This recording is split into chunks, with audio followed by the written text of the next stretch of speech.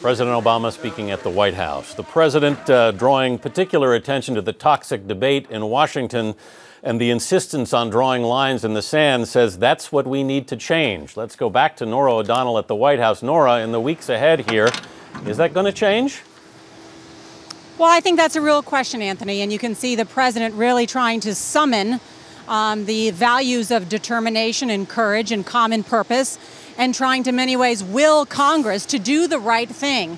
By August 16th, that's a key date, we will learn from the leaders in Congress who they've appointed to this special committee that is tasked with coming up by recommendations by Thanksgiving about how to deal with these further spending cuts and, as the president hopes, new tax reform that includes new tax reforms.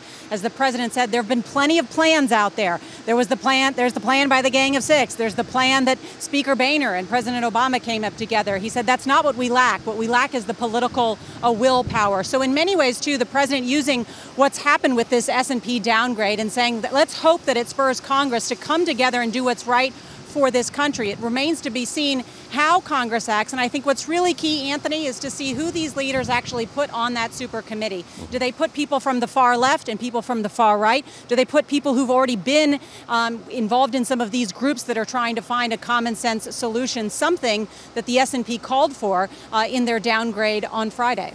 Norah O'Donnell at the White House, thanks. The president saying today, no matter what some agency says, we have been and always will be a AAA country. He also said that doesn't mean we don't have some problems. My hope is that Friday's news, the downgrade by the S&P, will give us a new sense of urgency. The Dow at this hour is down almost 400 points, more than 3%. We'll be following the stock market throughout the day, and we'll be back on the air with any major developments. And there will be much more about this story on your local news on this CBS station, on CBSNews.com, and on the CBS Evening News with Scott Pelley. For now, I'm Anthony Mason, CBS News in New York. For news 24 hours a day, go to CBSNews.com.